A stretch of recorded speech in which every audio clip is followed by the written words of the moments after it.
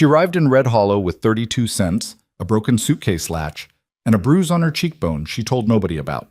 The boarding house owner looked her up and down in front of half the town and said, loud enough for children to hear, "We don't take in strays." Tessa Whitlock didn't cry. She picked up her sack and walked to the freight depot and sat down in the dirt like it was a chair she'd chosen herself. That night, 5 brothers offered her a roof. She knew better than to trust strange men with kind eyes. But she had 32 cents and a storm coming in from the north. And sometimes survival means accepting the only door that's open, even when you can't see what's behind it.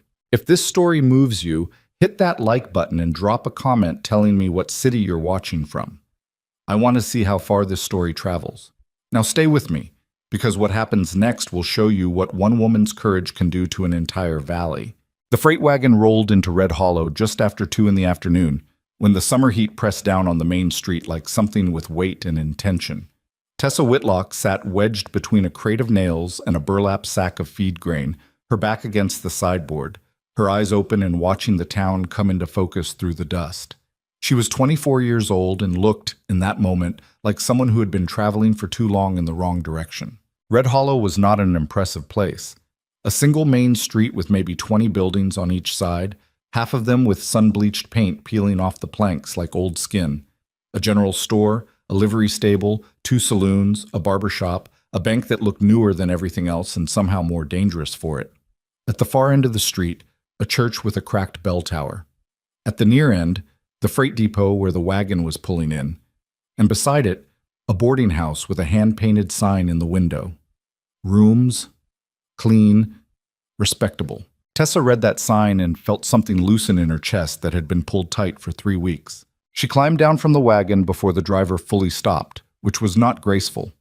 She stumbled on the step and caught herself on the wheel, scraping her palm, and a couple of men sitting on the bench outside the depot watched without offering a hand. She picked up her traveling sack, a canvas bag that was too heavy for what it contained because the canvas itself was thick, and the stitching had been reinforced by someone who understood that cheap bags fall apart at the worst moments. And she walked toward the boarding house. The woman behind the desk was perhaps 50, with small eyes that did a slow survey of Tessa from her dusty boots to her unwashed hair, and whatever that survey found, it wasn't encouraging. "I need a room," Tessa said.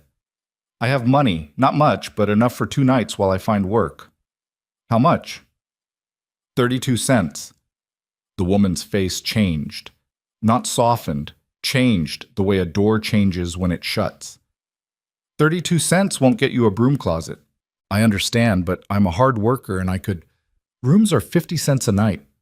The woman raised her voice slightly, not dramatically, just enough that it carried past the small lobby to the 3 or 4 people who were drifting near the window and the doorway. "We run a clean house here. Respectable house. Not a charity shelter." "I'm not asking for charity." "Then you're asking for something you can't pay for, which amounts to the same thing." She leaned slightly on the counter, and her voice dropped just enough to make it feel like something intimate and cruel at once. "We don't take in strays, sweetheart.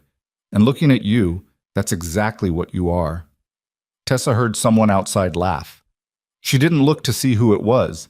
She picked up her sack, kept her chin level. This required specific muscular effort, and walked back out into the street. "You saw that?" She found a spot beside the freight depot, in the narrow strip of shade that the building threw westward in the late afternoon.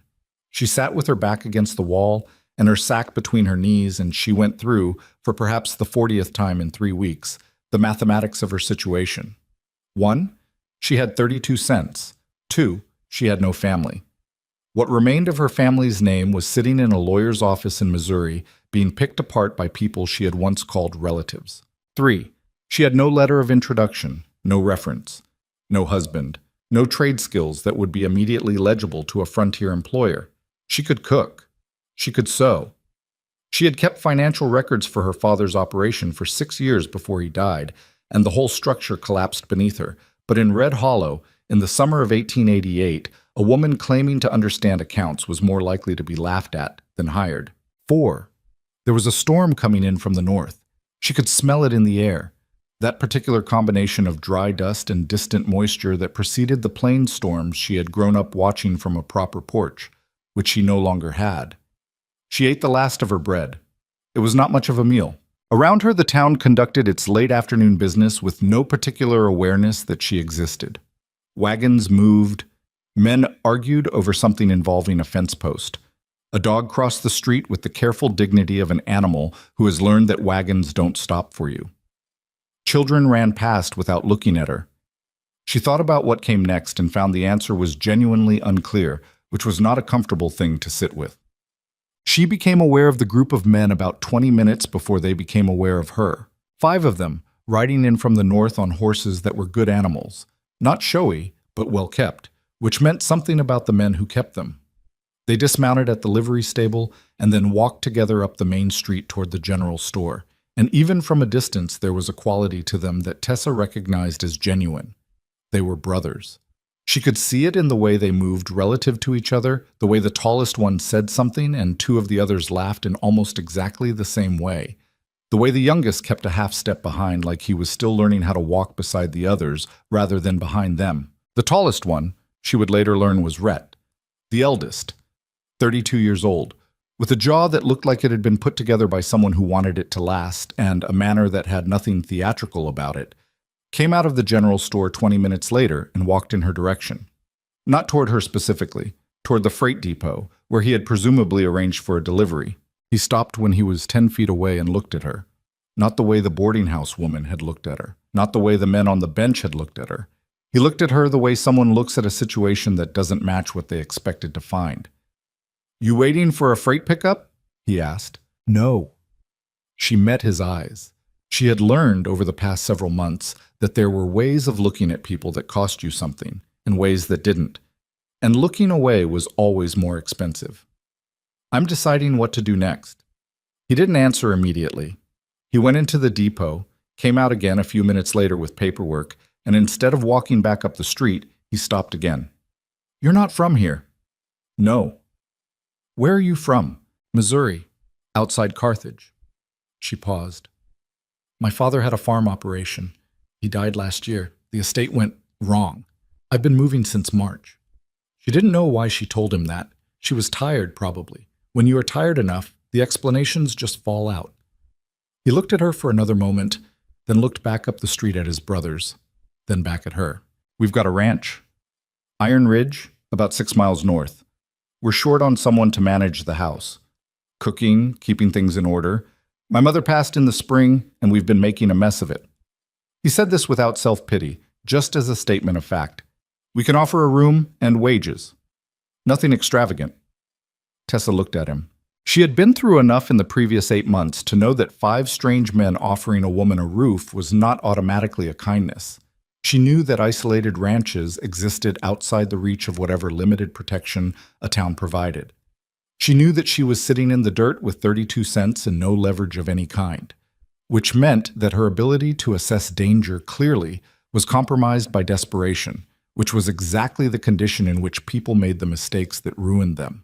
She also knew that there was a storm coming, that she had nowhere to sleep, and that the woman in the boarding house had called her a stray in front of witnesses.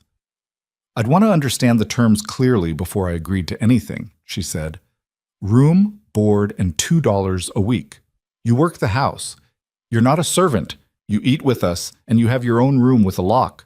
You don't want to stay. You say so, and we take you back to town." He paused. "My name is Rhett Beaumont, Tessa Whitlock. The storm tonight is going to be bad." She already knew that. "Yes." She stood up, picked up her sack, and said, "All right." One of the brothers, Caleb, the second oldest, with a mustache he'd been growing since he was 17 and had still not entirely convinced to cooperate, brought his horse alongside her and offered a hand up onto a gray mare that would apparently serve as transport. "You're not from around here," he said, which was the second time she'd heard that in 30 minutes. "So I've been told. Rhett doesn't usually do things like this." "I noticed." "So why'd he do it?" Tessa looked at the road ahead of them, which was pale and dry and already showing the faint darkening at the northern edge that meant the storm was moving faster than the temperature drop suggested. "You'd have to ask him." She could hear, without turning around, that Caleb was considering this and not fully satisfied with it, which seemed reasonable. The other brothers introduced themselves on the road. Miles, who was 28 and had a habit of finishing other people's sentences with slightly wrong words. Eli, 26, who was quiet in the specific way of someone listening very hard. And Denny, the youngest at 22, who introduced himself twice because he wasn't sure she'd caught it the first time. They were, she decided, genuine, which did not mean safe, but it was something. Done. Iron Ridge Ranch was not beautiful in the way that properties could be beautiful when someone was trying. It was functional in the way of something that had been maintained by people who cared about function and had less bandwidth for anything else. The main house was 2 stories, wood-framed, with a porch running along the front that was structurally sound and aesthetically unplanned. Behind it, a bunkhouse for the hands, a large barn in decent repair, a smokehouse, a root cellar, a chicken run that had lost a section of fencing and been repaired with wire that didn't quite match. The whole operation had the look of competence without ease, like 5 men doing the work of 8. Inside the house was worse. Not dirty. The brothers were clearly attempting, but chaotic in a way that suggested the absence of any organizational system. The kitchen had 3 boxes of supplies stacked where a table should be. The front room had paperwork on every surface, including the floor. There were boots in places where boots had no business being. "It's been like this since May," Denny said, looking at the front room with what appeared to be genuine shame. "It's fine," Tessa said, which was not entirely honest. Then, "I can fix this."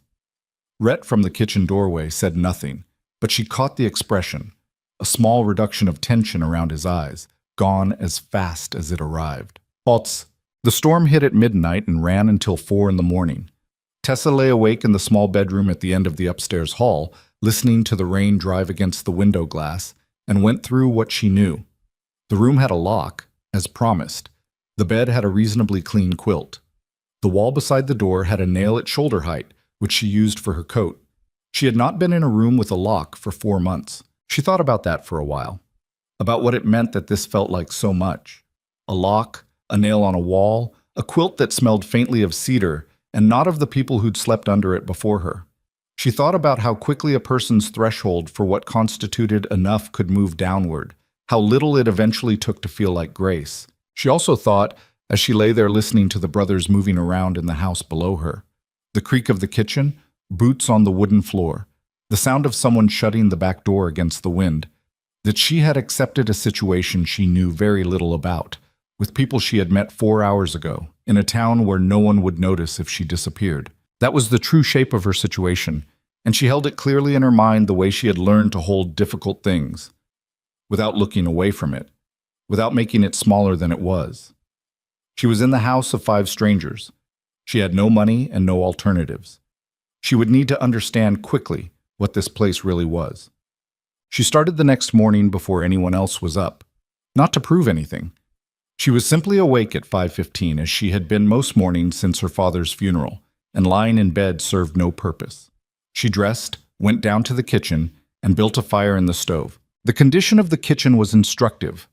There was food, a reasonable amount, suggesting income that was functional if not generous, but no organization.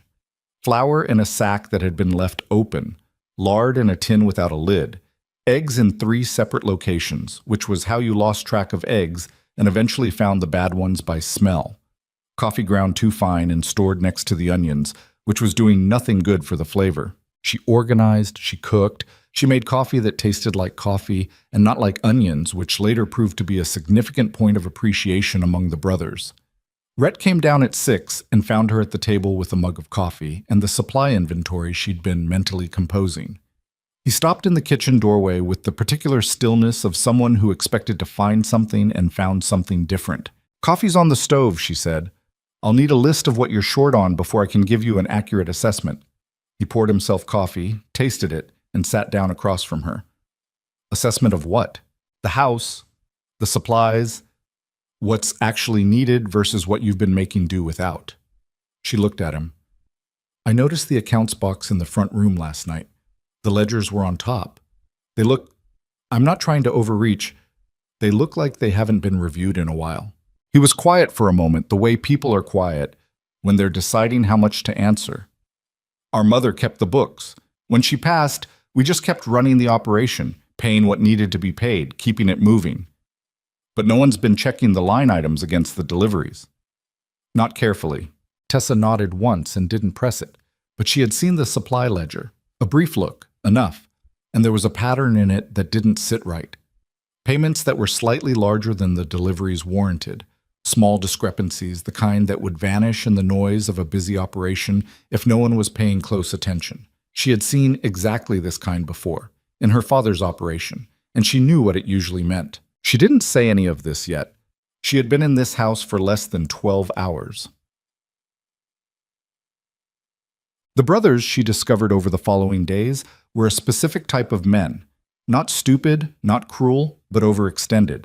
Rhett ran the operation with the focused competence of someone who had been doing it since he was 16 and had learned most of what he knew by correcting mistakes. He understood cattle, land, weather, and the mechanics of frontier commerce. He understood people in the way that came from long experience with practicality. Not warmly, not easily, but with a genuine attention that occasionally surprised you. What he did not have time for, and had never had to develop, was any system for managing a household or maintaining records with the precision that the operation actually required. Caleb was the social one, which made him both useful and exhausting. He had relationships with everyone in Red Hollow and 3 surrounding towns, could negotiate a better price on feed than anyone, and was genuinely funny in the specific way of someone who has spent his whole life making other people comfortable in hard situations. He also had the attention span of a man who had never had to sit still, which meant the paperwork had been landing in the box in the front room for approximately 2 years. Miles was kind and literal and excellent with horses. He had once helped birth a difficult foal through a full night without stopping, and then walked into breakfast and eaten a large meal as if nothing particular had happened. He struggled to understand why anyone would be upset about a thing that wasn't currently happening, which was both a gift and a limitation. Eli was the one she was least certain about. He worked harder than any of the others. She could tell from the way his hands looked, from the hours he kept, and he spoke less.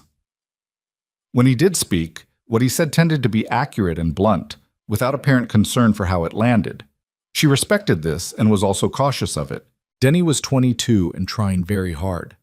That was mostly what she could say about him in the first week. He was trying very hard at all of it. The ranch work, the conversation, the project of being a person in proximity to a woman he'd clearly not spent much time around. And the effort was visible and occasionally endearing and occasionally exhausting. She found the theft on day 9. She had been working through the supply ledgers carefully, a few hours each evening after the kitchen was clean, cross-referencing the delivery records against the payment logs against what was actually in the stores. It was tedious work. It required the specific patience of someone who could hold a number in their head while finding its counterpart 3 pages earlier, and Tessa had been doing this kind of work since she was 17 years old. The pattern she'd noticed on the first morning resolved itself as she got deeper into the records, into something clear. For at least 2 years, deliveries of grain and provisions had been systematically short-weighted. The invoices were correct, or appeared correct, but the actual quantities delivered had been consistently 10 to 15% below what was paid for. Across 2 years of regular supply deliveries, the total came to something close to $40, which was not, in absolute terms, a fortune. But $40 was also a month's operating profit for a ranch this size in a difficult season. And the mechanism, false invoice quantities with legitimate-seeming paperwork, suggested someone who knew the operation well enough to know it wasn't being checked. She sat with this for an evening before she decided what to do with it. The easy thing would have been to say nothing. She was 10 days into this arrangement and had no stake in it beyond her room and $2 a week. Pointing out to 5 men that someone was stealing from them was the kind of thing that could generate complications in multiple directions, and she was in no position for complications. But she had watched her father's farm operation fail, in part because the people who should have said something didn't say it, and she had carried the weight of that specific silence for the past year. She brought it to Rhett on a Thursday evening when the others had gone into town. She put the ledger on the table with the relevant pages marked and walked him through it. She did not editorialize. She showed him the numbers, explained the discrepancy, and let him look at it. He was quiet for a long time. "You sure about this?" he said. "I've checked it 3 times. He looked at the pages. His jaw was set in the way she'd come to recognize as his version of suppressed anger. Not volcanic, just hard, like something tightening. Who? I don't know who approved the invoices. If it's someone in town, at the supply company, you'd need to compare with other customers. But this has been consistent for 2 years, and whoever set it up knew your billing cycle. He sat back. You've been here 10 days. I know. You found something we missed for 2 years. You weren't looking for it. Your mother was the one who would have looked for it, and she got sick. She said this carefully, because it was true and also tender. There's nothing wrong with missing something when the person who watched for it is gone. He was quiet again. Outside, the summer evening was doing the thing it sometimes did in Montana, holding the light past when it should have gone. The sky staying pale blue and enormous in a way that felt indifferent to everything happening beneath it. What would you do? He asked, not deferring, asking genuinely. Document everything first. Get it solid before you confront anyone. And look back further than 2 years if you can. This kind of thing rarely starts the year you find it. He nodded slowly. All right. He looked at her across the table for a moment with an expression she couldn't immediately name. Not gratitude exactly. Something more complicated than that, something that had more edges to it. Why did you bring this to me? He said. You could have just not. She thought about her answer. Because I needed to believe I was the kind of person who does this, she said. That's all. He didn't say anything to that, but he nodded once, and she understood it as sufficient. The confrontation with the supply company man, a sun-leathered, nervous individual named Pryor, who had been running what turned out to be a moderately sophisticated short-weight scheme across 4 different ranch accounts, happened the following week in Red Hollow, with documentation, in front of the company owner who had not known about it and was not pleased to learn. Tessa was not present for this. Rhett had not asked her to be, and she had not volunteered. It wasn't her fight to have in that room. But that evening, Rhett came back to the ranch with a recovered amount, a terminated supplier, and an expression that was the closest she'd seen him come to something resembling relief. They're refunding a year's difference, he told her at dinner. Couldn't prove the second year without the original weight records, but 1 year is... He stopped. It helps. Around the table, the brothers were looking at her. Not in an uncomfortable way. In the way people look at someone they've recalibrated their understanding of. You've done books before, Eli said. It wasn't a question. My father's operation, 6 years. What happened to it? This was Eli's way. Straight through the middle of things, no preamble. She'd come to expect it. He died and the estate was contested. I didn't have the resources to fight it, and I didn't win. She said it without performance. It was simply the fact of her recent past. I ended up moving. The table was quiet for a moment. That's a bad thing to have happened, Miles said, with the particular sincerity of a man who doesn't say things he doesn't mean. Yes, she agreed. It was. Denny passed her the biscuits. It was a small gesture, and she recognized it as the only form of condolence he could offer in that moment. And it landed, for some reason she couldn't entirely account for, more warmly than she expected. She ate dinner with the 5 Beaumont brothers in the June evening, the kitchen windows letting in the smell of hay and summer grass and the faint distant iron of the mountains. And she thought, this is something. I don't know what it is, but it's something. She had 32 cents when she came to Red Hollow. She had a room with a lock and a job that was turning into something larger than she'd agreed to, and 5 men who were, one by one, learning to look at her differently than they had on the first day. Outside, a man named Gideon Blackthorne owned most of the land west of the valley and had recently begun asking questions about Iron Ridge Ranch that had nothing to do with cattle prices. She didn't know that yet. She would find out soon enough. The recovered money from Pryor's short weight scheme lasted about 3 weeks before Tessa understood that it wasn't the real problem. It had helped. Rhett paid down a supply debt that had been sitting at interest and restocked the smokehouse going into summer. But the ledgers she'd been working through told a longer story than one dishonest supplier. And the more she read them, the more she felt the specific unease of someone who has pulled on a loose thread and discovered it connects to something heavier than expected. The Beaumont operation was not failing, but it was not as stable as 5 working men in a functioning ranch should have made it. The land was good. The cattle herd was adequate. The brothers worked without complaint from before sunup to after dark. And yet the margins were thin in a way that suggested something structural, something that had been wrong for longer than Pryor's 2-year scheme could account for. She kept this to herself for a few days, not because she didn't trust Rhett. She had moved past that particular uncertainty, but because she wanted to be certain before she said anything. Rhett was not a man who needed more incomplete problems delivered to him. He needed complete ones. By the second week of July, she was fairly certain. She brought it to him on a Sunday, which was the one day the brothers slowed down enough to be findable. He was in the barn doing something to a bridle that appeared to involve rewrapping leather and a considerable amount of quiet frustration. "Can I show you something?" she said. He looked up. He had learned in the past month that when Tessa said, "Can I show you something?" it meant she had found something real. He set down the bridle. "Go ahead." She spread the pages on the workbench. She'd gotten into the habit of making clean copies of the relevant figures so she wasn't carrying the original ledgers around, and walked him through it. The feed costs going back 4 years, the grazing lease payments, the quarterly accounts with the Valley Water Cooperative that controlled access to the creek system running through the eastern pasture. "Look at this one," she said, tapping a line item from 3 years prior. "The grazing lease on the north section. You were paying $60 a year. Still are. But the acreage in this lease doesn't match the survey boundary your father filed in 1879. You're paying for land that includes a 12-acre strip that should be under your own deed." Rhett looked at the numbers. He was quiet in the particular way of someone doing the mental work of accepting that something he thought was settled is not settled. "How'd that happen?" "I don't know yet. Could be a boundary error that got carried forward. Could be something else." She paused. "But if it's a boundary error, it's one that benefits whoever is on the other side of that lease. And when I look at who registered that lease in 1881, she pointed to the name at the bottom of the document copy she'd pulled from the county record abstracts Caleb had brought from town. Blackthorn Land and Water Holdings. Rhett was still for a moment. Then he said quietly, "That name comes up a lot." "Yes," she said, "I've noticed." Gideon Blackthorn was not, in the way of certain frontier villains, loud about what he was. He didn't swagger through Red Hollow making threats.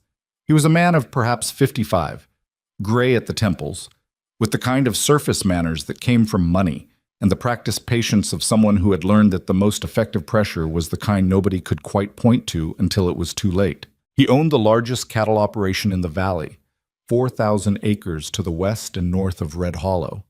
And he had been in the territory since before it was a territory, which meant he had relationships with every land office, surveyor, and county official in a 50-mile radius that went back 15 or 20 years. He had not built this by accident. Tessa had started hearing his name in town in late June, in the indirect way that significant names move through small communities. The livery stable owner mentioned that Blackthorn had bought out the Keller family's eastern pasture. A woman at the dry goods store mentioned that 2 families on the South Road had gotten letters from a Blackthorn Holdings attorney about water rights. Caleb came home one evening and mentioned, with studied casualness, that Blackthorn's men had been seen riding the fence line along the eastern ridge. The eastern ridge bordered Iron Ridge Ranch. "Has he approached Rhett?" Tessa asked. Caleb was leaning against the kitchen door frame, eating an apple with the comfortable manner of a man who is not yet treating this as serious. "He sent a letter last fall before Mama passed, offering to buy the north section outright. Rhett said no."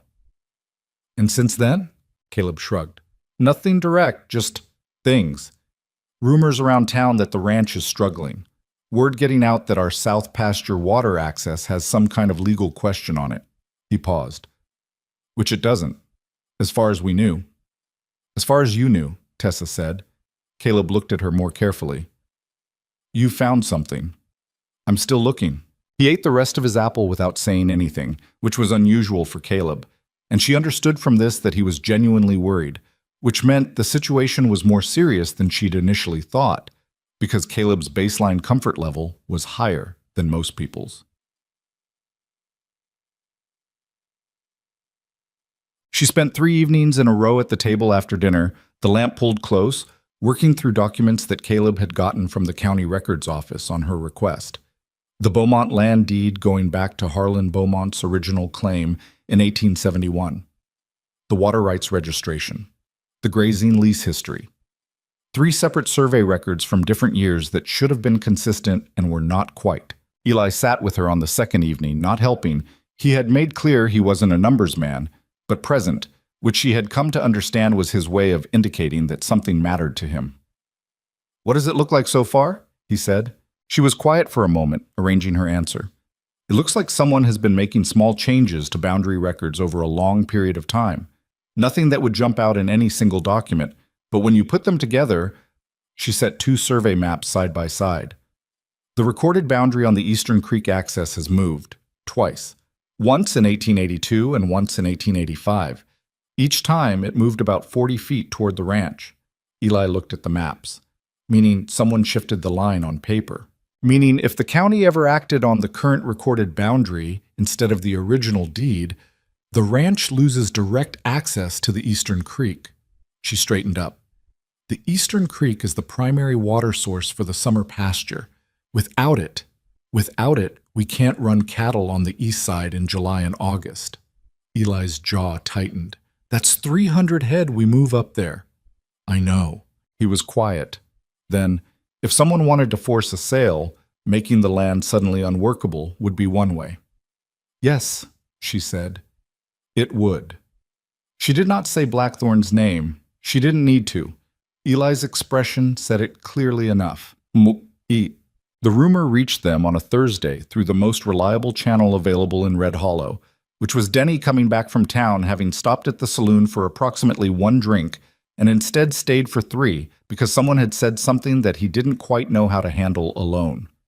He came into the kitchen where Tessa was finishing the dinner dishes, set his hat on the table, and said, "People in town are saying things about you." She dried her hands on the dishcloth. "What kind of things?" "That you're—" He struggled with this. Denny was not built for delivering uncomfortable information. "That you're some kind of confidence woman. That you came here to get close to the ranch and get information back to—" He stopped. "Back to who?" "Back to Blackthorn." She set the dishcloth down on the counter. The kitchen was quiet except for the stove ticking as the fire settled. Outside, she could hear Caleb and Miles somewhere near the barn, their voices distant and routine. "Who's saying this?" she said. "Multiple people is the thing. It's not just one person saying it. It's around." He looked genuinely distressed, which she registered even through the cold anger that had started at the base of her chest. "Rhett needs to know. I didn't want to be the one, but somebody has to tell him." "Tell me what?" Rhett said. He was in the doorway. He'd come in through the back, which he sometimes did when the barn work ran late. He was looking at Denny with the particular attention he paid when he understood that something was about to require him to be very clear-headed. Denny told him. He stumbled through it, repeating himself once, but got all of it out. Rhett listened without moving. Then he looked at Tessa. She met his eyes. "I have no connection to Blackthorn. I never heard that name before I arrived here. You can check whatever you want to check, where I came from, who I worked for, anything. I have nothing to hide in that direction." He held her gaze for a moment. Then he said, "I know. Just that. I know." Denny exhaled like he'd been holding something heavy. "But the fact that the rumor exists," Tessa said, "and that it's already spread across town, that tells us something about where it came from and why it was put out now." Rhett sat down at the table. "He's trying to separate you from us. He's trying to make you doubt me before I find whatever I'm getting close to finding." She sat down across from him. "Which means I'm close to finding something worth worrying about. Otherwise, there's no point." Rhett's expression was difficult to read in the lamplight. There was anger in it, carefully managed. There was also something that might have been the recognition that the situation was more organized against them than he had understood. "What have you found?" he said. "Enough to know it's not just the lease." She spread the maps on the table. "Sit with me. I'll show you all of it. Bam." The week that followed was the hardest stretch of work Tessa had done since her father's estate fell apart, and that period had nearly broken her. The difference was that this time she had people at the table with her. Rhett brought the land deed abstracts. Caleb, who turned out to have a better memory for town conversations than he'd let on, reconstructed a timeline of which county officials had been in office when each survey record was amended. Eli rode out to the creek boundary 3 separate times and came back with physical measurements that confirmed what the maps suggested. The iron survey stakes on the eastern ridge did not match the county record. Somebody had moved the stakes. Miles, who had no aptitude for records work and knew it, kept the ranch running while they did this, taking on the brothers' outdoor work without complaint. He also, at one point, arrived in the kitchen with a tray of sandwiches at midnight when Tessa and Rhett had been working for 4 straight hours, set it on the table without a word, and left. This was Miles's way of participating. Denny ran errands into town and back, gathering document copies from the records office, which required a patience for bureaucratic process that did not come naturally to him, but which he executed with the determined care of someone who understood the stakes. They worked, and Tessa organized what they found into a structure that could be followed by someone who hadn't lived inside the documents for 2 weeks. This was its own kind of work. Not finding the evidence, but building it into a shape that told the story clearly. She had done this for her father's accounts. She had also tried to do it for the estate lawyers and understood, from that experience, that the difference between truth and provable truth was a gap that required very specific bridging. She did not let herself think about whether it would be enough. That was not a productive question yet. The productive question was whether the structure was solid, and she went over it repeatedly, looking for the places where it could be attacked, shoring up what needed shoring up. On the second Thursday of July, she sat back from the table and told Rhett, "I think we have it." He looked at the assembled documents. All of it? The boundary manipulation, the lease overcharge, and she pulled a separate set of pages to the front. "I found 3 other families in the valley with similar patterns in their records. The Holloways, the Grange family on the South Road, Old Vic Marsh's water claim." She looked at him steadily. "This is bigger than our ranch. He's been doing this across the valley, building toward controlling the entire creek system. When he has it on paper, he can charge access fees or deny water rights to every cattle operation east of his property." Rhett was quiet for a long moment. "If he gets the water," he said, "he owns the valley, without running the cattle out, just charges them until they sell." "Yes." He pushed back from the table and stood, which he did when he needed to think, and sitting no longer helped. He walked to the window. Outside, the Montana summer evening was long and pale, the mountains still lit at their peaks with the last of the daylight. "The county hearing on the water cooperative charter is in 3 weeks," he said. "Blackthorn's been pushing to amend it. If the amendment passes, it resets the water rights registration to current recorded boundaries." "Current recorded boundaries being the ones that have been altered," Tessa said. "Yes." They were both quiet. "Then we bring this to the hearing," Tessa said. "All of it, with the other families. He can't have a forged boundary amendment survive a public hearing if there are 4 sets of original deeds sitting on the table that contradict it." Rhett turned from the window. "You'd have to present it. You built it." "I know." "That's not a small thing. Blackthorn has a lawyer, probably more than one. They will come at you personally." She thought about the boarding house woman saying, "We don't take in strays," in front of half the town. She thought about Denny's face when he came into the kitchen with the rumor. She thought about 8 months of moving and not stopping and the specific exhaustion of a person who has been running so long they can't remember what they were running toward. "Let them," she said. Rhett looked at her for a moment with an expression she had seen once before. On the first night, when she told him why she brought the supply theft to him, and he'd nodded in that way that said he understood without needing it, explained further. He nodded now the same way. "All right," he said. "Then that's what we do." The night before Tessa was supposed to ride into Red Hollow with Caleb to file their response to the Water Cooperative Amendment Notice, she couldn't sleep. She sat on the porch in the dark, which she had developed a habit of doing when her thoughts wouldn't settle, and she listened to the ranch making its nighttime sounds.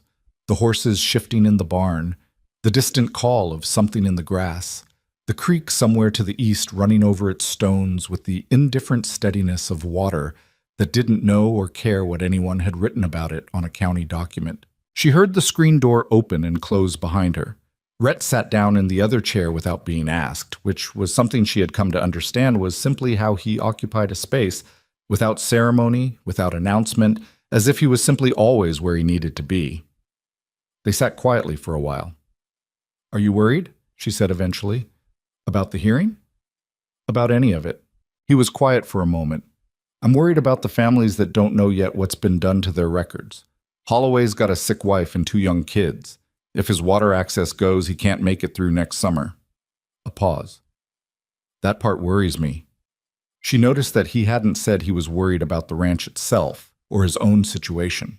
She noticed this and did not comment on it, but she registered it as another piece of information about who he was. We'll have the documents, she said. It won't be clean, but the documents are real. I know. He looked out at the dark pasture. You know what the worst part of this is? He probably never thought someone like you would end up here. In this specific house, going through these specific records. A slight pause, something that might have been the shadow of dry amusement. We almost didn't offer you the job. Caleb thought it was a bad idea. What changed his mind? He didn't change it. I did it anyway. She looked at him.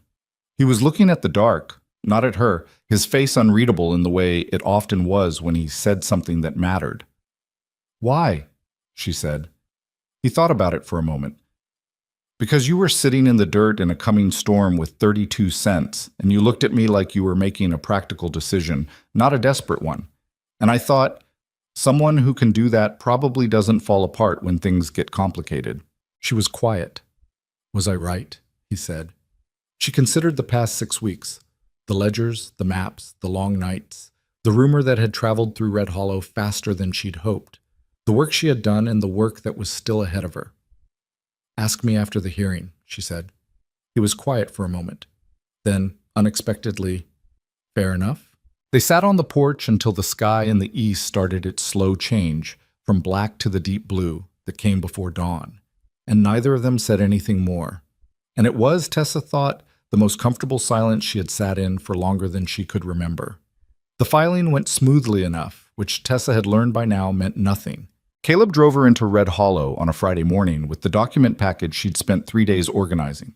Original deed abstracts, the comparative survey maps with the discrepancies marked, the lease overcharge calculations, and a written summary of the boundary manipulation timeline that she'd rewritten 4 times until it said exactly what it needed to say without a single word that could be misread. The county clerk, a thin man named Hobart, who had ink permanently stained into the creases of his right hand, accepted the filing without comment and gave her a receipt. She and Caleb rode back to the ranch in the late morning heat. That's it, Caleb said. That's the filing. The hearing is still 2 weeks away. And between now and then? Between now and then, Blackthorn's people read what we've submitted and figure out how to respond to it. She looked at the road ahead. Which means the next 2 weeks will not be quiet. She was correct about this. The first thing that happened was that a man showed up at the ranch 2 days later claiming to be an independent land assessor conducting routine surveys in the valley. He had a clipboard and a horse and an air of bureaucratic boredom that was slightly too studied. Rhett let him get as far as the fence line of the eastern pasture before asking, with the particular courtesy that in Rhett's case served as a warning, to see his county authorization. The man did not have county authorization. He left. The second thing was a letter from an attorney in the territorial capital addressed to Rhett Beaumont, informing him that Blackthorn Land and Water Holdings had filed a counterclaim disputing the validity of the original 1871 Beaumont deed on the grounds of incomplete survey documentation. The letter was written in the smooth, confident language of someone who had done this before and expected it to work. Rhett read it at the kitchen table and set it down without comment. Then he looked at Tessa. Can they do that? They can file it, she said. Whether it survives the hearing is different. She picked up the letter and read it again. This is a pressure tactic. They're trying to make you feel like the ground under your deed is unstable. If you start acting like it is, if you make concessions or try to negotiate, it signals weakness before the hearing even happens. So we don't negotiate. We don't negotiate. Eli, who had been listening from the doorway, said, "What's the third thing?" Tessa looked at him. What? The fake assessor was one. The letter is 2. What's the third? She didn't have an answer yet, but she knew Eli was right in the way he usually was. Not predictively clever, just practical about how these things moved. Pressure came in sequences. 1 to make you look around, 2 to make you feel unstable. 3 was usually the one designed to actually hurt. The third thing arrived 4 days before the hearing, and it came through a source she hadn't anticipated. Margaret Holloway was perhaps 40 years old, with the look of someone who had been carrying a heavy thing for a long time and had gotten very good at making it appear lighter than it was. She arrived at the ranch on a Tuesday afternoon, unannounced, driving her own small wagon, and asked for Tessa specifically. This surprised Tessa, who had met the woman only once, briefly, when Caleb had taken her out to the neighboring properties to document the survey discrepancies she'd found in the Holloway records. Margaret had been polite and quiet that day, nodding at the documents without much visible reaction. She was not quiet now. "Someone came to our place," she said, sitting across from Tessa at the kitchen table, her hands flat on the table in the way of a person trying to stay composed. "A man from Blackthorn's office. He brought a document, a settlement offer. He said if we signed it, we'd receive a payment for the disputed strip of land and the water access question would be resolved without going to the hearing." "What kind of payment?" $120. Margaret's mouth tightened, which is just enough to look serious and not enough to actually compensate for losing the access permanently. "Did your husband sign it?" "He wanted to." She said this quietly. He's tired, and Clara has been sick since March, and he just wants it resolved. I told him to wait until I talked to you." Tessa looked at her. "He could sign it. That's his right." "I know it's his right." Margaret's eyes were steady and a little fierce. "But if Frank signs, we go to the hearing with one fewer family on record. And that matters, doesn't it?" It did matter. Tessa had built the hearing presentation around the fact that the boundary manipulation wasn't an isolated error, but a pattern applied across multiple properties. One family dropping out weakened the pattern argument. Two would damage it significantly. "Yes," she said, "it matters." "Then tell me how to make Frank understand that $120 now means $500 in fees over the next decade if Blackthorn controls the creek." Tessa thought about this. She thought about Frank Holloway, whom she'd met briefly. A sun-worn man who hadn't slept well in months, with a sick child and a failing margin, and the particular desperation of someone who has been fighting for so long that a bad settlement starts to look like peace. "I can't make Frank understand anything," she said, "and I wouldn't try to." She paused. "But I can come out to your place and show him the numbers, not the hearing documents, just the actual cost projection, what the water access is worth over 10 years, what $120 is worth against that, and then he makes his own decision." Margaret looked at her for a long moment, then she nodded. Tessa drove out to the Holloway place the next morning with Rhett, which had not been the plan, but became the plan when Rhett said simply that he was going, and she understood that this was not negotiable, and also that his presence would carry weight with Frank that hers alone might not. The conversation with Frank Holloway was one of the harder ones she'd sat through, not because Frank was hostile, he wasn't, but because he was genuinely exhausted and genuinely afraid. And those were things she understood in a way that made it difficult to maintain the practical distance the argument required. He sat at his kitchen table with the settlement offer in front of him and listened while she walked through the 10-year cost projection, and she could see him doing the arithmetic, and she could also see that part of him already knew the number was wrong, that $120 was the kind of offer you made to someone you expected to be too tired to look clearly at what it would cost them later. "If this passes at the hearing," Frank said, "Blackthorn sets the access fees." "Yes, and there's no cap on what he can charge." "Not under the proposed amendment. That's correct." He was quiet. He looked at Rhett. "You trust this? The hearing actually works?" Rhett said, "I trust what she's built. I've looked at all of it. It's solid." Frank looked at his hands for a moment. Then he looked at the settlement offer.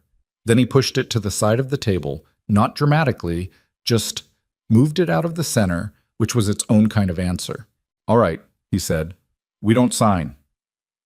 Margaret, standing at the kitchen door, let out a breath she'd been holding since Tuesday. On the way back to Iron Ridge, Rhett drove and Tessa sat beside him, and neither of them said anything for a while. And the road ran through the valley with the mountains on both sides, and the creek visible in the middle distance, running clear and constant over its stones. "Two more families," she said, "the Granges and Vic Marsh. We need to check they haven't been approached. Caleb's already riding out to Marsh this afternoon." "Good." She watched the creek. "Blackthorn is moving faster because the hearing is close. He knows what we've filed. He knows it's solid." "He knows it's solid," she agreed, "which means what happens at the hearing isn't just about water rights anymore. It's about whether someone in this valley can be held accountable for something that everybody's suspected for years and nobody's been able to prove." Rhett was quiet for a moment. "That's a heavier thing than water rights." "Yes," she said. "It is." The hearing was held on a Thursday in the Red Hollow Town Hall, which was the largest indoor space available and still wasn't large enough. By the time Tessa arrived with the Beaumont brothers and the rolled document case she'd been carrying since before dawn, there were people standing along the walls and spilling out the door onto the street. Word had gotten out, in the way that important things always got out in small communities, faster and more accurately than anyone officially announced, and half the valley had come to watch. She had not expected this. She had prepared for a formal proceeding with a county hearing officer, Blackthorn's legal representation, and a small number of directly affected parties. What she found was the entire social structure of Red Hollow, assembled in a room that smelled of sawdust and lamp oil, and the particular tension of a community that has been waiting a long time to see something resolved. The boarding house woman was there. She was seated near the middle of the room and looked at Tessa with an expression that was impossible to read. Gideon Blackthorn was there, near the front, with two men in suits who had the polished, careful look of attorneys from out of town. He looked at Tessa once when she came in. His expression was the controlled neutrality of someone who has been in rooms like this before and expects to win. The hearing officer was a man named Calloway, appointed by the Territorial Land Office, gray-haired, methodical, with the particular weariness of someone who has sat through too many of these proceedings to be easily impressed by either side. He opened the proceedings, explained the matter, the proposed amendment to the Water Cooperative Charter, the competing claims regarding recorded boundaries, and then gave the floor first to Blackthorn's attorneys, which was standard procedure and which Tessa had expected. The lead attorney was good. She had to give him that. His name was Whitfield, and he was perhaps 45, with a smooth, unhurried delivery that made his arguments sound like things everyone already knew and were only being reminded of. He presented the amendment as a simple modernization of an outdated charter, a necessary correction of imprecise historical survey work, a reasonable step toward efficient water management in a growing territory. He had maps. They were clean and professional and showed exactly what he wanted them to show. He had a sworn statement from a surveyor in the territorial capital attesting to the validity of the current recorded boundaries. He spoke for 40 minutes and was, throughout, entirely convincing to anyone who hadn't spent the past 6 weeks living inside the original documents. When he finished, Calloway looked at the response side of the room. "Miss Whitlock, you filed on behalf of Iron Ridge Ranch and the co-respondent families. You may proceed." She stood up. The room was not quiet in the way of respect. It was quiet in the way of assessment, people deciding in real time whether the woman standing at the front of the town hall was going to do what she appeared to be attempting, and whether it was going to work, and how they should feel about either outcome. She had decided the night before not to start with the documents. Whitfield had given the room an architecture, and she needed to take it apart before she rebuilt it, and you didn't do that by leading with numbers. "The amendment Mr. Whitfield described," she said, "sounds like a correction. It is framed as a correction. I want to ask a simple question before we look at any documents. A correction of what exactly? An error requires an original. So let's look at the originals." She spread the first map on the table. The 1871 Beaumont land claim, the one Harlan Beaumont had filed when the territory was still raw and the ink on frontier land law was barely dry. She walked them through it.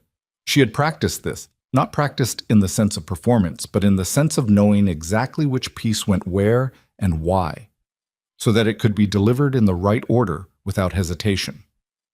She put the 1871 map beside the 1882 survey amendment. She put the 1882 amendment beside the 1885 one. She showed the boundary line moving, increment by increment, in the direction of Iron Ridge Ranch's water access. "This is not a correction," she said. "This is a direction. Every amendment moves the same way, 40 to 60 feet at a time, toward the same piece of land. Corrections are random. Errors move in all directions. This moved in one." She heard something shift in the room behind her. Not a sound exactly. More of a change in the quality of the attention. People leaning forward, leaning. Whitfield objected, which she expected. Calloway allowed her to continue, which she had assessed as likely given the nature of the evidentiary record. She moved to the Holloway records, then the Grange family, then Vic Marsh's water claim. She put the 4 sets of original documents beside the 4 sets of amended county records, and she showed the pattern not as an argument, but as a visible thing. Something you could see with your eyes if you were standing in the room, the same direction, the same mechanism, applied across 4 separate properties over more than a decade. 4 families, she said, 4 different properties, 4 sets of amendments, all of them moving the same direction, all of them filed in years when Blackthorn Land and Water Holdings was actively purchasing adjacent acreage. She paused. The probability of this being coincidence is something Mr. Whitfield is welcome to calculate. The room was loud for a moment, not shouting, but the compressed noise of a large group of people reacting simultaneously to something they've understood. Calloway called for quiet and got it. Whitfield was on his feet. The witness is characterizing documents without... The documents characterize themselves, Tessa said. She was not loud. She did not need to be. I'm pointing at them. Calloway looked at Whitfield. Sit down, counselor. You'll have redirect. What came next was the part she had been most worried about, because it was the part she couldn't fully control. Whitfield's redirect was sharp and came at her from 2 directions. First, her credibility. He questioned her qualifications, her background, her connection to the Beaumont family, the rumor that had circulated in town about her being a plant. And second, the surveyor's statement, which he returned to and reinforced with additional documentation he'd held back for exactly this moment. The credibility attack she had expected and had prepared for. She answered each point directly, without defensiveness, which was the only effective way to handle it. Her qualifications were her father's operation and 6 years of records work. She acknowledged she had no formal credential. She also pointed out that the documents didn't require her credential to be real. They required the county's original records to be real, which they were. The surveyor's statement was the harder problem. Whitfield's backup documentation was a second sworn statement from a different surveyor, and together the 2 statements created enough technical ambiguity around the boundary measurements to muddy the clarity she'd built. She was standing at the table with the documents in front of her, and she was aware that the room had shifted slightly. The clean line of the argument was not as clean as it had been 20 minutes ago, and she could feel it the way you feel a change in the weather before the visible sign arrives. Then Eli walked up to the front of the room. She hadn't planned this. Eli had not indicated that he was going to do anything other than sit in the row behind her. He set a piece of paper on the table. Physical survey measurements, he said to Calloway, not to the room. I've been out to the eastern ridge boundary 4 times in the past 2 weeks with a measuring chain. These are the distances from the original iron stakes to the current recorded line. He looked at Calloway. The stakes are still in the ground. They're 37 feet from where the current county record puts the boundary. Iron stakes don't move on their own. The room went fully quiet. Calloway looked at the paper. He looked at Whitfield. He looked at Tessa. Whitfield said, with slightly less smoothness than before, the stakes may have been moved by the respondent parties as part of... The stakes have rust patterns consistent with 20 or more years in the ground, Eli said. They don't have tool marks. You're welcome to come look at them.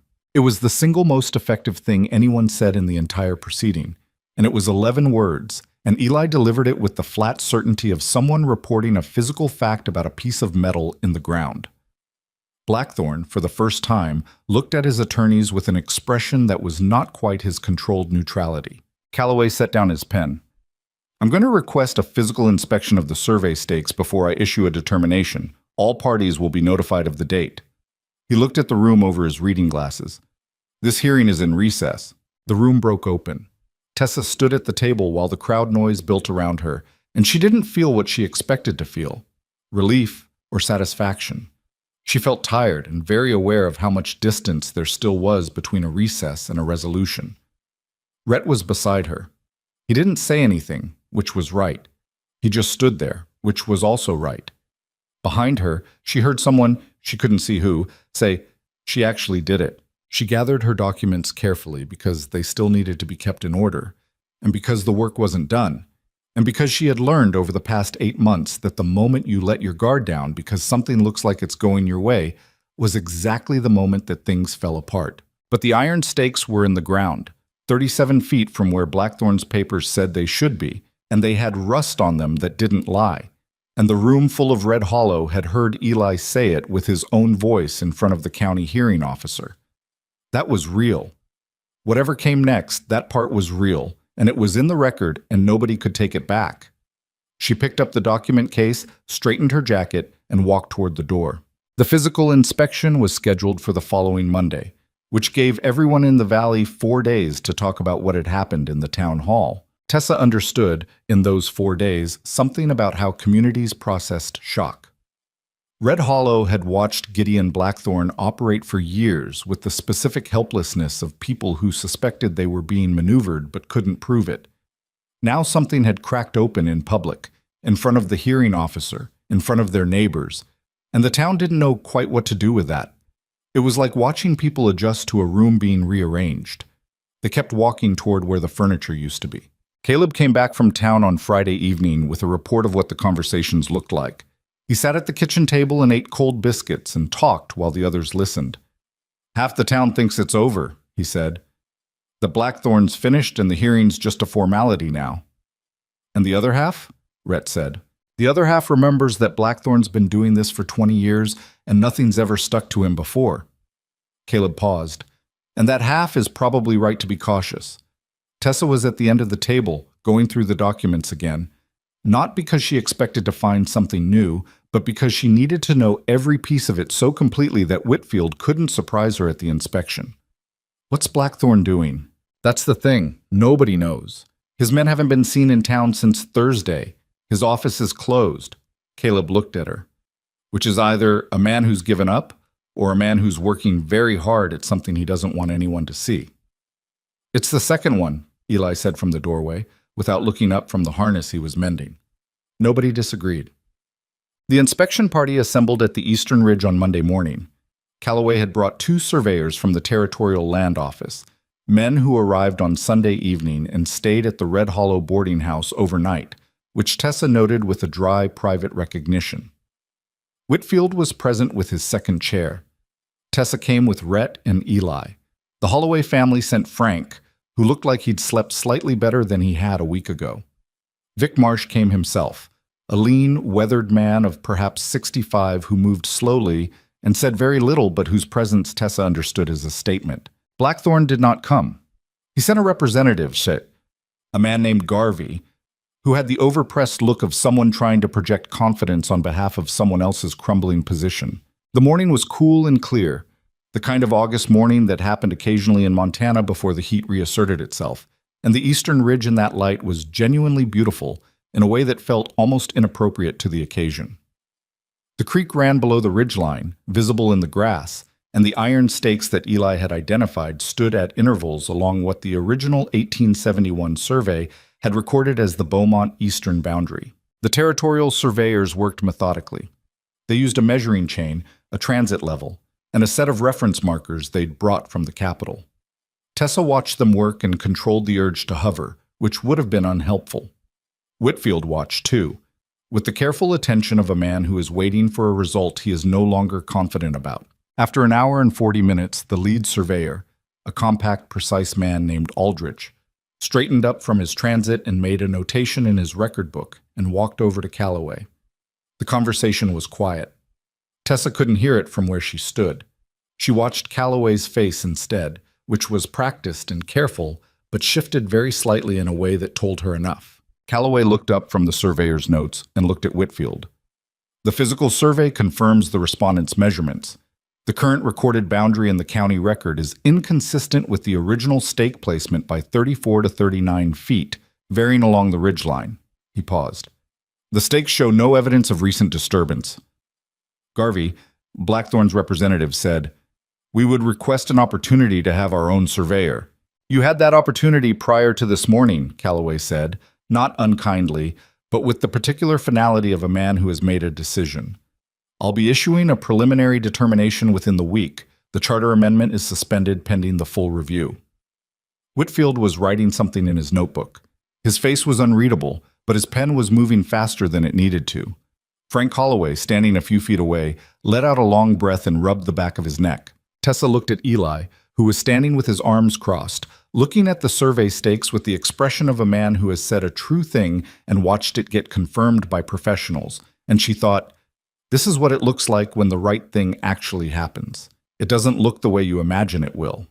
It looks like men with measuring chains in a field, and a quiet notation in a government record book, and a man rubbing the back of his neck in relief." The preliminary determination arrived on Wednesday, and it was followed by something Tessa had expected in the abstract but not fully prepared herself for in practice. The investigation expanded. Calloway's report went to the Territorial Land Office, and the Territorial Land Office had apparently been waiting for exactly this kind of provable, documented case against Blackthorn's operations. Within 48 hours of the determination being issued, Tessa received a formal request from a territorial investigator named Pruitt, asking her to submit her full evidentiary package, not just the boundary documents, but everything she had compiled on the lease irregularities, the supply chain manipulation, the timeline of property acquisitions. Rhett brought her the letter from town and sat across from her while she read it. "They want all of it," she said. "Is that a problem?" "No, it's good. It means they're treating this as a pattern case, not just the water rights amendment." She set the letter down. "It also means this gets much bigger than Red Hollow. If Pruitt's office opens a full investigation into Blackthorn's land operations, that's every acquisition he's made in the last 20 years under scrutiny." Rhett was quiet for a moment. "How long does something like that take?" "I don't know exactly. Months, probably. Maybe longer." She looked at him. "The families with the worst exposure, Holloway, Marsh, they need the water rights protected now before that investigation concludes. The hearing determination should handle that. But the broader accounting will take time. And you'd have to cooperate with Pruitt's investigation." "Yes." He nodded once. It wasn't a question, and she hadn't answered it as one. They both understood that she was going to do this regardless. What neither of them said, but what was present in the space between them, was that cooperating with a territorial investigation meant staying. Not just through the week or through the month. It meant being here, accessible, a known quantity at Iron Ridge Ranch, for however long the process required. She had arrived in Red Hollow planning to find work and move on. This was no longer that situation. She spent 2 days organizing the full submission for Pruitt's office, which was the most intensive document work she'd done yet.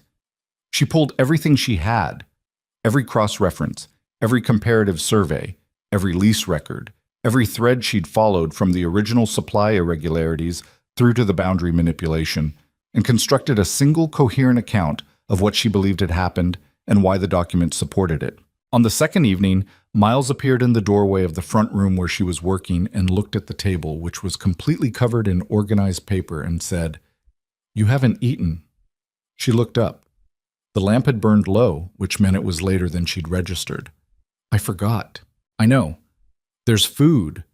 He didn't say come eat or you should eat, just stated the existence of food as a fact, which was Miles's way of being considerate without being pushy, and she had come to find it oddly comforting. She went and ate, and Miles sat across from her and didn't require conversation, which was also comforting. "Can I ask you something?" she said. "Sure." "When Rhett offered me the job in town that first night, what did you think?" Miles considered this with his characteristic literal care. "I thought it was unusual." "But not wrong?" "I thought—" He cut a piece of bread with the concentration of someone doing the thought simultaneously. "I thought Rhett doesn't do things without a reason, even if he can't always say what the reason is." He looked up. Turned out the reason was pretty clear, just took a while to see it. She wasn't entirely sure what he meant by that and didn't press it, but she sat with it while she finished eating. Gideon Blackthorn came to the ranch on Thursday. He came alone, which surprised her when Denny reported seeing a single rider coming up the road. He dismounted at the fence without being invited and stood with his hat in his hands and waited until Rhett walked out to meet him, which was, she understood immediately, a calculated act. A man who usually wielded power through intermediaries and documents and lawyers arriving in person, alone, holding his hat, was communicating something specific. She watched from the porch. Rhett had not asked her to come out, and she hadn't moved. Blackthorn was older up close than he'd appeared at the hearing. He was a man who had spent decades getting what he wanted through systems and leverage and patience, and what she saw now, watching him talk to Rhett across the fence, was the particular aging of someone whose system has been disrupted and who isn't sure yet what to replace it with. She couldn't hear what was said. The conversation lasted perhaps 10 minutes. Rhett stood with his arms loose at his sides and his face in its careful neutral configuration and said whatever he said. Blackthorn talked more than Rhett did, which was not surprising. At the end of it, Blackthorn put his hat back on and rode away. Rhett came back to the porch. "What did he want?" she said. "To settle, privately, before Pruitt's investigation gets properly started." He looked out at the road where Blackthorn's figure was growing small. He offered to restore all 4 boundary records to the original deeds. Drop the amendment. Pay back the lease overcharges to all affected families. Tessa waited. In exchange for withdrawing the evidentiary submission to Pruitt's office and signing an agreement not to pursue further claims against his operations, she absorbed this. That's actually a significant offer. It is. The families get what they need. The boundary records get fixed. The immediate harm is corrected. Yes. She looked at him. What did you tell him? Rhett was quiet for a moment. I told him I'd ask you. She hadn't expected that. She looked at him, but his face was giving her nothing to read, which she'd come to understand meant he was genuinely uncertain, not that he'd already decided. He asked me, she said carefully, but it's not mine to answer. The Holloways didn't sign up for a territorial investigation. Vic Marsh didn't. You didn't. If accepting the settlement gets those families their water rights back and fixes the records, and lets him walk away from 20 years of this.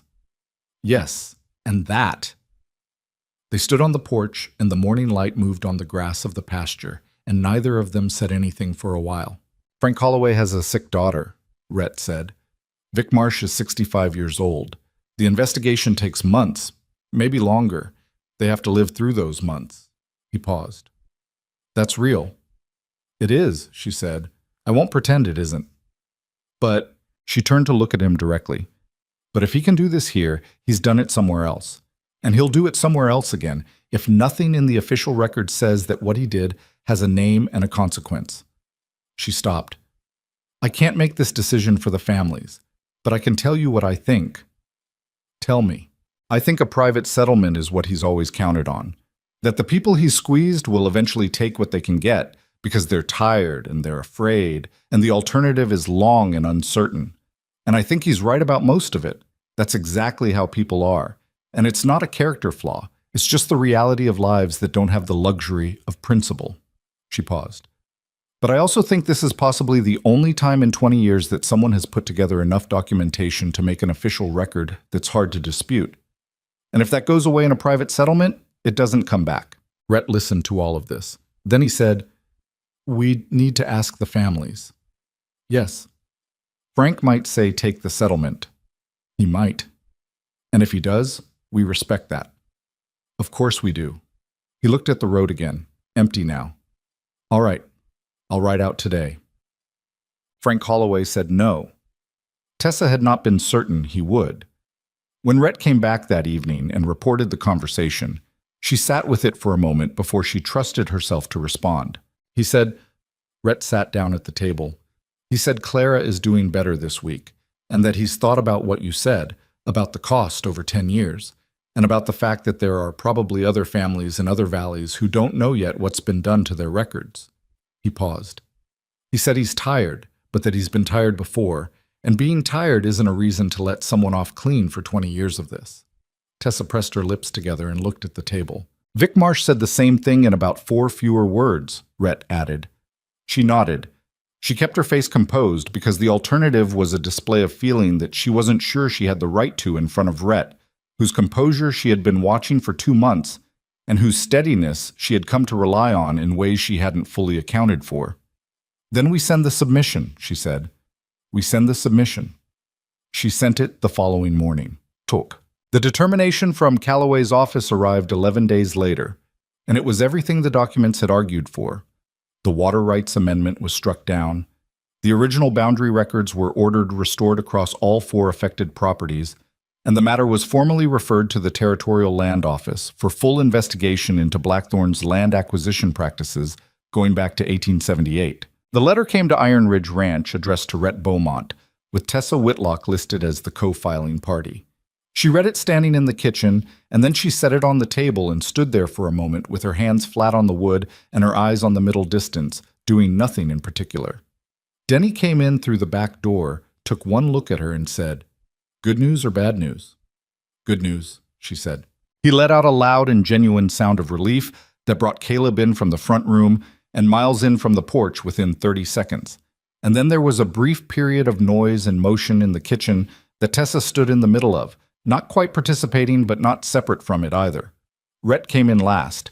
He looked at the letter on the table, read it, set it back down. He looked at her. "You did this." "We did this," she said. "Eli and the survey stakes did about a third of it by themselves." From somewhere behind her, Eli said, 34 to 39 feet, that's all it took. There was laughter, which was not a common sound in the Beaumont kitchen. Tessa discovered that she was part of it, which surprised her slightly, because she had been so tightly coiled around the work for so long that the loosening of it felt strange in her chest, like a muscle releasing that she'd forgotten was clenched. But under the relief, quieter and less immediate, something else was moving. A thought she'd been avoiding about what happened after. About what she did now that the immediate purpose that had structured the last 2 months of her life was resolving. About what it meant that she had co-filed a territorial land determination with a family whose name was not hers. About what the Beaumont brothers were to her, and what she was to them, and whether those were questions that had answers yet. She didn't examine these thoughts directly. She put them in the same careful place she put things she wasn't ready to look at, and she laughed with the brothers in the kitchen over a territorial determination letter, and she told herself there would be time later. There was more coming anyway. She could feel it in the way you feel the weather. Not seeing the storm yet, but knowing the pressure has changed, knowing the air is different than it was this morning, knowing that what's settled is not all there is. She was right. There was more coming, and it was closer than she knew. The letter from Pruitt's office arrived on a Tuesday, 3 weeks after they'd sent the full evidentiary submission. And it was not about Blackthorn. It was about her father. She almost missed it.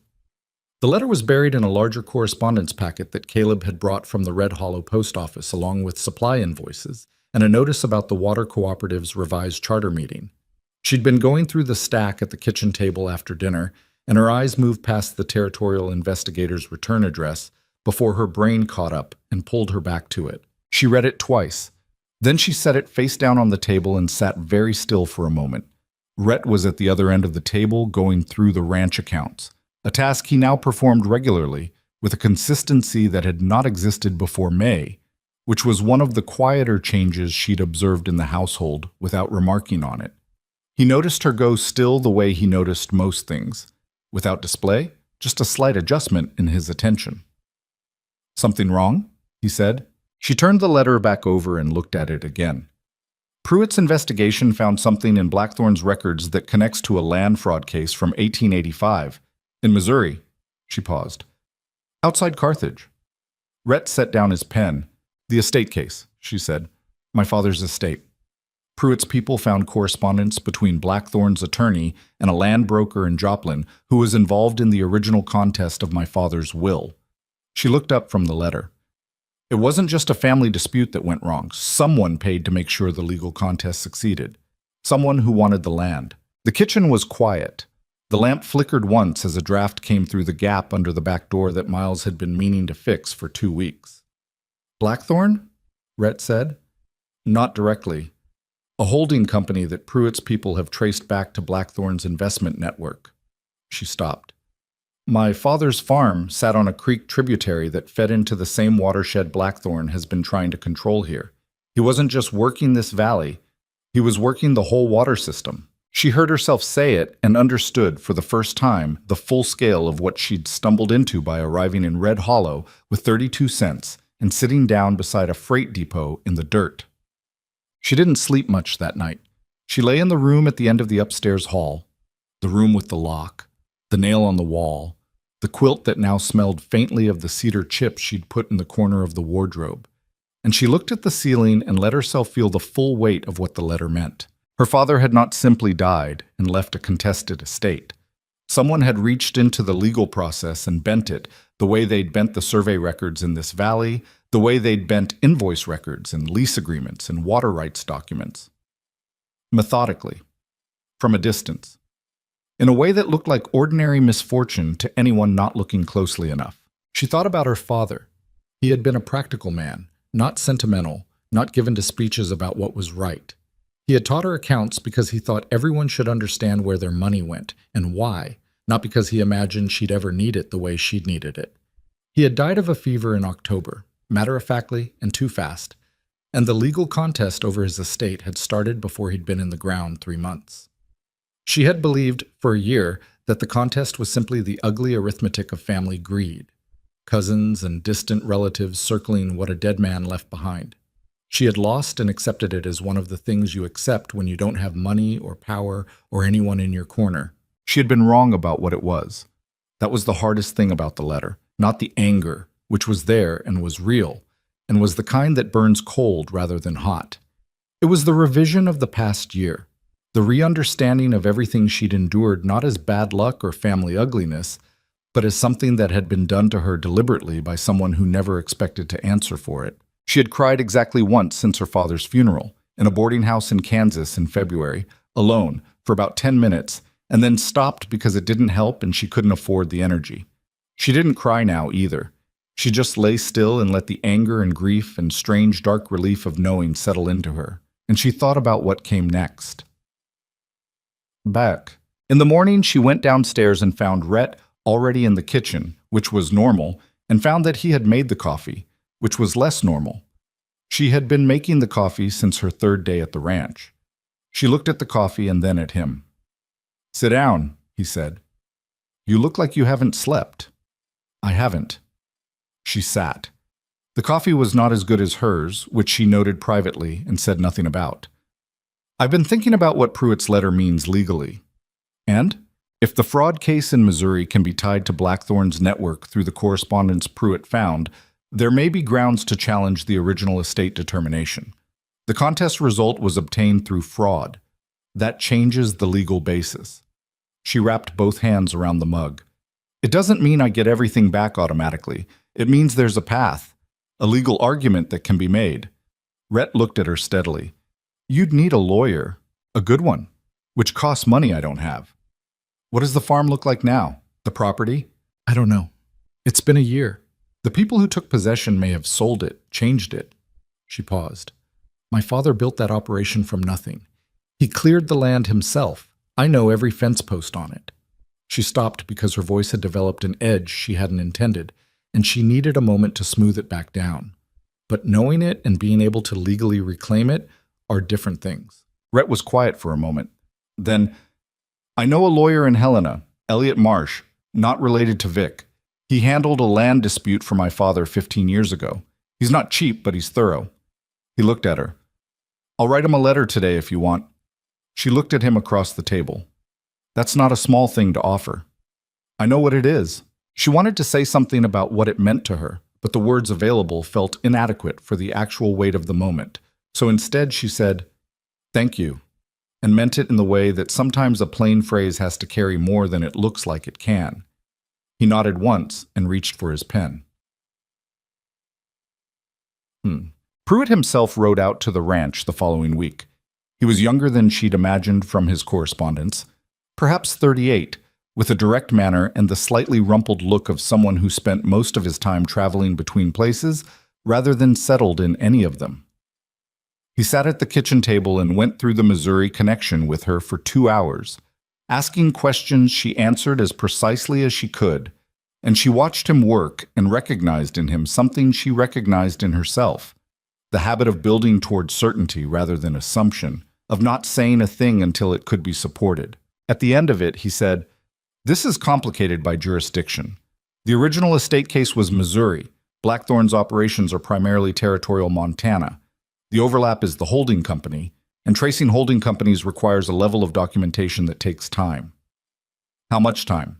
"Honestly, 6 months minimum before a formal fraud referral to Missouri authorities.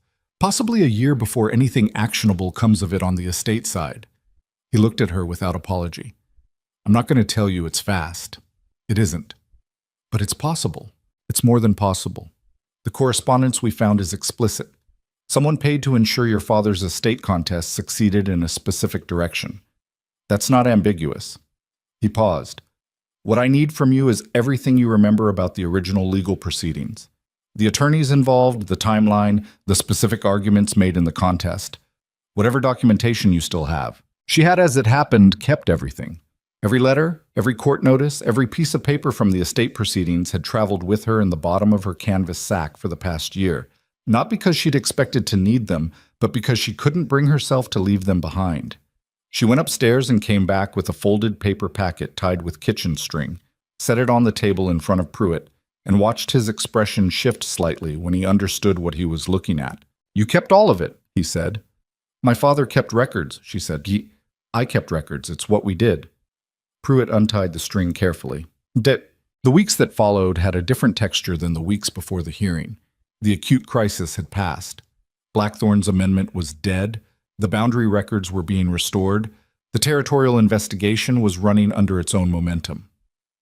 The ranch returned slowly to something closer to ordinary operation, and Tessa found herself for the first time in nearly a year living in a situation that was not organized entirely around the next emergency. This should have felt like relief. Mostly it did. But there was also an unfamiliar quality to it, a kind of lostness that she hadn't expected. The feeling of someone who has been walking hard toward a specific destination and arrives and finds themselves standing still, unsure what direction their legs are supposed to go now. She kept working. The ranch accounts were in better shape than they'd been in years, and she maintained them with the same careful attention because the habits of precision didn't turn off just because the crisis did. She helped in the kitchen, in the smokehouse, with the sewing and the household management. She was not idle, but she was also, for the first time, aware of herself as a person who was choosing to be here rather than a person who had no other option. That was a genuinely different feeling, and she spent some time sitting with it on the porch in the evenings, letting it settle into a shape she could understand. So, Caleb noticed first because Caleb noticed social things before anyone else did. He sat next to her on the porch one evening in late August when the light was doing its long Montana thing, and said, without preamble, "Are you thinking about leaving?" She looked at him. "Why are you asking?" "Because you've had that look for about a week, like someone doing math in their head that they're not ready to share yet." She was quiet for a moment. "The estate case may require me to go to Missouri at some point, when it gets further along." "That's not what I asked." She looked at the pasture. The cattle were visible on the eastern slope in the late light, moving slowly, doing what cattle did. The creek ran where it had always run, now properly documented on paper in a way that matched where it actually was in the world. "I arrived here because I had nowhere else to go," she said. "That's the honest truth of it. And everything that happened after, the records, the hearing, all of it, that was real. But it happened because I was in a corner, and I needed to be useful enough to justify my own presence." She paused. "I'm not in a corner anymore, which means I'm here because I'm choosing to be here. And I'm not sure I've actually made that choice consciously yet." Caleb was quiet for a moment, which was unusual for him. "Can I say something that might be annoying?" "You usually do." "I think you've been here for 2 months making yourself indispensable because you were afraid that if you stopped being useful, you'd stop being welcome." He said this without cruelty, just straightforwardly, in the way he handled things that needed to be said. Which is not how this works. In case nobody's told you that clearly. She didn't answer immediately. "Rhett doesn't keep people around because they're useful," Caleb said. "He keeps people around because they're people. There's a difference." She thought about this for a long time after he went inside. Sad. The room had changed while she wasn't paying attention. She noticed it on a Sunday morning.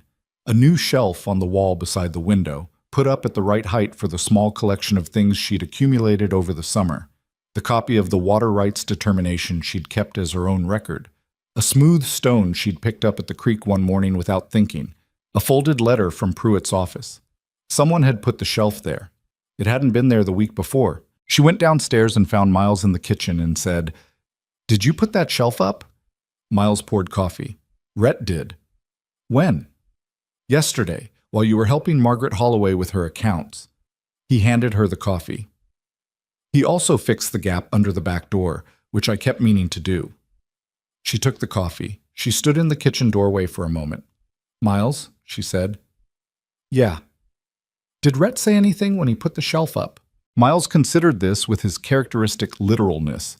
He said, "She needs somewhere to put things." He looked at her. That was it. She nodded and went upstairs with her coffee and stood in her room looking at the shelf and the things on it and the way the morning light came through the window and fell across the wall, and she understood that this was someone saying, in the language of practical action rather than words, "You are not temporary here. Not a guest, not a useful stranger, not a woman who arrived at the worst possible moment and had nowhere else to go. Someone who needed a shelf because she had things, and things meant staying, and staying meant the room was hers." She had lived in enough places in the past year to understand what most rooms said to a person. Most rooms said, "Pass through." This one, with its lock and its quilt and its nail on the wall and now its shelf, was saying something different. She sat on the edge of the bed and let herself feel it fully, which she had not let herself do since she arrived. The specific ache of wanting something and being afraid to want it too clearly in case it gets taken. The particular unwinding that happens when you realize, slowly, that the thing you wanted has been true for a while already. You just didn't trust it enough to see it. She found Rhett that afternoon in the barn, where he was working on a bridle that appeared to be giving him the same trouble it always did. She sat on the workbench across from him and watched him work for a moment. "The shelf," she said.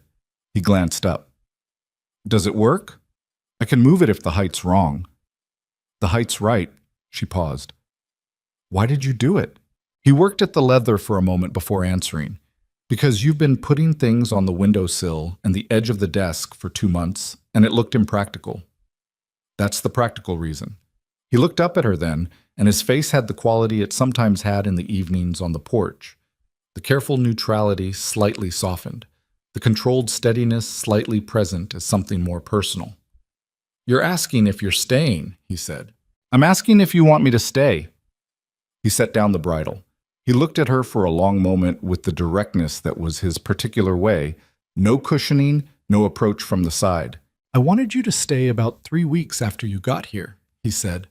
"When you brought me the supply ledger and said you needed to believe you were the kind of person who does this." He paused.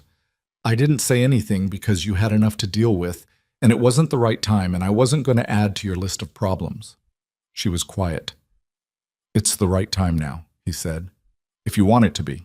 The barn was warm and smelled of hay and leather and horses and everything that Iron Ridge Ranch was made of, and outside the afternoon was going golden across the Montana summer, and Tessa Whitlock sat on a workbench and looked at a man who had pulled a chair up to a table beside her and stayed there through all of it without once making her feel like a burden or a project or a stray.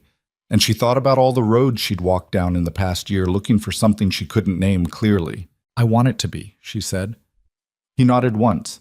Then he picked up the bridle again, and she sat on the workbench and watched him work, and the afternoon moved around them without hurry. The legal path on her father's estate opened 4 months later, in December, when Pruitt's fraud referral reached the Missouri authorities and the original contest determination was formally flagged for review. Elliot Marsh, the lawyer in Helena, filed the challenge on her behalf with the documentation she'd carried in the bottom of her canvas sack for a year. The proceedings would take time. Marsh had been honest about that from the beginning, but they were proceedings, a path that existed, which was more than she'd had in October of the previous year. She wrote Marsh a letter with her return address, Iron Ridge Ranch, Red Hollow, Montana Territory. She was still there when the first snow came. The brothers had winterized the ranch the way they did every year, and she was part of this now, not an observer, not a guest, but a person with tasks and knowledge and a specific place in the system. She helped Caleb inventory the smokehouse, helped Miles check the barn insulation, sat with Rhett over the winter accounts, and went through the numbers that were, this year, better than they'd been in 4 years. Not dramatically, not perfectly, but the margins were honest and the operation was steady, and the lease overpayments had been recovered and the water access was documented correctly in the county record. Things were still hard in the ordinary ways that frontier life was hard. Denny got a bad cold in November that turned into something worse, and spent 2 weeks in bed being nursed and being terrible about it. The north fence line needed replacement that would cost more than they had clean budget for until spring. There was an ongoing argument between Caleb and Eli about the most efficient routing for the spring cattle drive that showed no signs of resolving itself. None of this was smooth. None of it was perfect. It was just the texture of a life being lived by imperfect people in imperfect conditions, which is all any life ever actually is. On the last evening of the year, the brothers built a fire in the front room, which they did not do often. Tessa sat in the chair by the window that had become, without discussion, her chair, and she looked around the room at the 5 men who had offered her a roof in a storm when she was sitting in the dirt with 32 cents. Denny, recovered and talking too much to make up for 2 weeks of enforced silence. Miles, eating something and listening to Denny with the patient expression of a man who has decided that other people's noise is simply part of the world. Caleb, arguing with Eli about the cattle drive routing, which was still unresolved. Eli, making his point for what was probably the 4th time, with his customary flat certainty. Rhett, in the chair across the fire from her, reading something, occasionally looking up in a way that suggested he was tracking the room without appearing to. He looked up now and caught her looking and held her gaze for a moment. She had spent the past year learning that home was not a building or an address or a family name on a piece of legal paper. She had watched those things come apart and understood that they were structures, and structures could be unmade. What couldn't be unmade, she now believed, was what happened between people when they chose each other without obligation, when they stayed not because they had to, but because the choosing mattered to them. She thought about her father, who had kept records because he believed that what was true deserved to be documented. She had done that. She had done it in the Beaumont ledgers, and in the hearing room, and in the package she'd sent to Pruitt's office. And through that work she had recovered something, not just the boundary lines and the water rights and the legal path to her father's land, but something in herself that the past year of running had worn down. The belief that what she knew had value, that her particular way of seeing, the careful attention, the patience for patterns, the refusal to look away from inconvenient numbers, was not a small thing. The world does not often reward that kind of woman in the obvious ways. It does not put her name on buildings or write her into official accounts. What happened in Red Hollow would be recorded in county documents and territorial investigation files, and most people who read those documents would not know her name. The families who kept their water access would know. The brothers at Iron Ridge would know. Frank Holloway's daughter, Clara, who was healthy again and running across her family's pasture, would grow up on land that was still her family's land. She would not know why, but she would be there. That was enough. Tessa had learned over the course of this year that enough was not a small word. Enough was, in fact, the only word that mattered when you had been running towards something you couldn't name, and you finally stopped running and looked around and found that you were already where you were going. The fire burned. Denny was still talking. Outside, the Montana winter had settled over Iron Ridge Ranch with the heavy quiet of deep cold, the stars very bright and very far away over the mountains, the creek running slow beneath its ice. Rhett looked up from his book again. This time, he didn't look away. She had arrived in Red Hollow with 32 cents and a bruise on her cheekbone and the word stray following her down the main street. She had arrived with nothing that the world recognized as worth anything. She had been wrong about what she was carrying. She just hadn't known it yet.